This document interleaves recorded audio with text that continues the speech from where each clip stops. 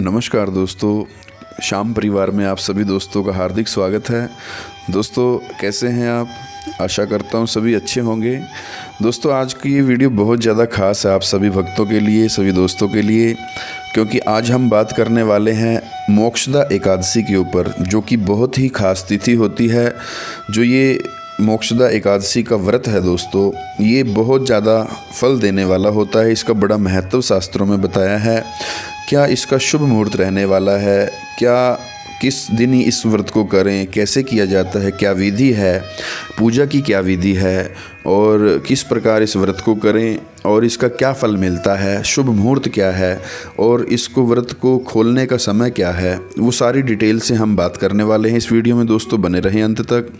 दोस्तों जैसा कि आपको पता है कि हर महीने के दो पक्ष होते हैं, एक शुक्ल पक्ष होता है, एक कृष्ण पक्ष होता है। और शुक्ल पक्ष की 11वीं जो तिथि होती है उसको एकादशी तिथि कहते हैं, और ऐसे ही शुक्ल पक्ष की जो 11वीं तिथि होती है उसे भी एकादशी कहते हैं। तो हर महीने में दो एकादशी आती हैं दोस्तों, और अपना अपना अलग अलग महत्व होता है हर एकादशी का। तो ऐसे ही ये जो अब की बार एकादशी आ रही है, इसका महत्व जो है मोक्षदा के नाम से है। इस दिन व्रत करने से, एकादशी के दिन, ये वैसे तो सभी एकादशी भगवान विष्णु को समर्पित है, लेकिन इस खास इसमें क्या बात है कि ये मोक्षदा एकादशी है, तो इसमें हमारे पितरों को भी मुक्ति प्राप्त होती है, मोक्ष प्राप्त होता है।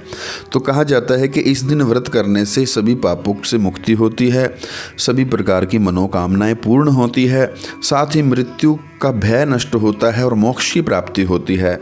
कहा जाता है कि इस एकादशी पर हमारे जितने भी पितर हैं उनको भी तृप्ति प्राप्त होती है। तो दोस्तों ये मान्यता है कि अगर श्रद्धा से, निष्ठा से, भाव से, विधि विधान से अगर हम ये व्रत करते हैं, पूजा करते हैं, इस दिन मंत्र का जाप करते हैं, तो उसका जो प्रभाव है वो बहुत ज़्यादा आपको शुभ फल देने वाला होता है।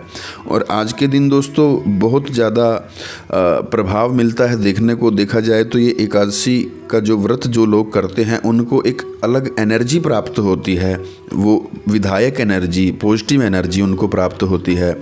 तो दोस्तों इस दिन जो व्रत किया जाता है, वैसे तो ये 10वीं जो तिथि होती है उसके सूर्यास्त जैसे ही होता है 10वीं तिथि का, तो तब से मानो ये व्रत शुरू हो जाता है। और अगले दिन व्रत पूरा करने के बाद फिर द्वादशी तिथि में सुबह फिर इसका पारण किया जाता है। तो ये वैसे तो कठिन माना जाता है व्रत, लेकिन इसको फलाहार रह करके व्रत रखा जाता है, विधि विधान से पूजा की जाती है। अगर इसके शुभ मुहूर्त की मैं बात करूं दोस्तों, कब इस व्रत को रखा जाएगा, क्योंकि YouTube पे कुछ लोग कह रहे हैं कि 13 को रखना है, कुछ कह रहे हैं 14 को रखना है, तो मैं आपको बता देता हूँ इसका शुभ मुहूर्त जो पंचांग के अनुसार है। दोस्तों 13 दिसंबर सोमवार की रात्रि में 9:32 पर ये एकादशी तिथि शुरू होगी। अब इस बात को थोड़ा ध्यान से सुनना। 13 दिसंबर को रात्रि में 9:32 से ये शुरू होने वाली है एकादशी, और अगले दिन 14 दिसंबर को रात्रि 11:35 तक ये चलने वाली है। तो यानी जब सूर्य उदय होता है उसके साथ जो तिथि होती है उसी को उदया तिथि कहते हैं दोस्तों। तो ये जो व्रत है ये 14 दिसंबर को रखना चाहिए, 14 दिसंबर को रखा जाएगा, मंगलवार का दिन है। और बात की जाए कि जो इसका अगले दिन खोला कब जाएगा व्रत, मोक्षदा एकादशी का जो पारण किया जाता है व्रत का, वो कितने बजे होगा, वो दोस्तों 14 तारीख को जैसे आप व्रत रखेंगे उसके अगले दिन 15 तारीख को ये सुबह 7:05 से लेकर के और 9:32 में सुबह, इसके बीच में लगभग 2 घंटे का ये समय है। इसके बीच में आप कभी भी इस व्रत को खोल सकते हैं। दोस्तों मोक्षदा एकादशी जो है उसकी बड़ी महत्व शास्त्रों में बताया है। कहा जाता है कि जो ये एकादशी तिथि है इसमें सुबह ब्रह्म मुहूर्त में उठ करके, सूर्य उदय से पहले उठ करके स्नान कर लेना चाहिए। यदि कोई आसपास में नदी है, सरोवर है, तो उसमें स्नान कर लें। नहीं है तो घर में नहाने के पानी में गंगा जल थोड़ा मिला करके उसमें स्नान करें, और उसके बाद अपने बुज़ुर्गों का आशीर्वाद लेकर के मंदिर में बैठें, घी का दीपक जला करके भगवान नारायण का, लक्ष्मी नारायण का पूजन करें। भगवान लड्डू गोपाल हैं यदि घर में, या शालिग्राम है, भगवान नारायण का विशेष रूप से पूजन किया जाता है माँ लक्ष्मी के साथ में।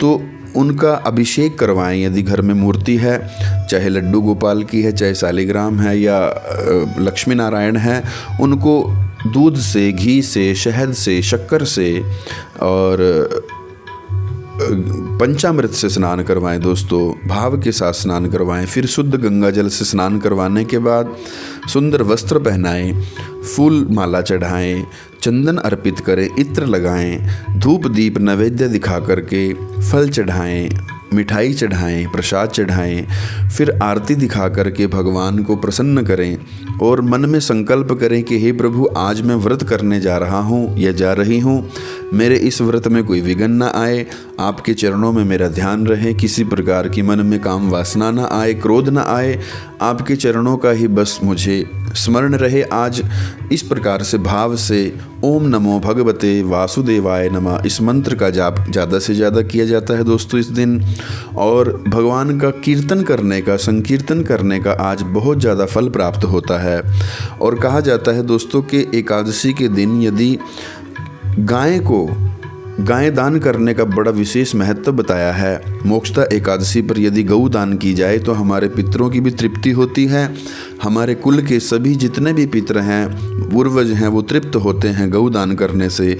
और कहा जाता है दोस्तों कि यदि गौ दान ना भी किया जा सके तो आज के दिन कम से कम गाय को चारा खिलाना, गाय को रोटी बना करके उसको अच्छे से घी से चुपड़ करके और उस पे शक्कर लगा करके, शक्कर भिगो करके घी में वो गाय को खिलाई जाए रोटी के साथ में, तो वो बहुत ज़्यादा शुभ फल देने वाली होती है। और आज के दिन दोस्तों कहा जाता है कि गऊ का पूजन के साथ साथ तुलसी पूजन करने का भी बड़ा विशेष महत्व बताया गया है। तुलसी का पूजन जो आज करते हैं उनके घर में लक्ष्मी का वास रहता है। तुलसी के आगे भी घी का दीपक जलाएं, तुलसी की परिक्रमा कर लें और भगवान से प्रार्थना करें कि हर बार मैं ऐसे ही आपका पूजन करूं और विधिवत मैं आपका व्रत करूं। इस प्रकार से दोस्तों फलाहार रह करके व्रत किया जाता है। संध्या के समय चंद्रमा को अर्घ दिया जाता है। विशेष रूप से चंद्रमा को एक लोटे में पानी लेकर के उसमें थोड़ा गंगा जल मिला करके, थोड़ा सा दूध मिला करके आधा चम्मच, और उसमें थोड़े चावल डालकर या सफ़ेद तिल डाल करके, थोड़े फूल डाल करके चंद्रमा को अर्घ दिया जाता है। ओम चंद्रमा मनसो जात चक्षोः सूर्यो अजायत स्रोत्राद वायुश्च प्राणश्च मुखादग्निरजायत।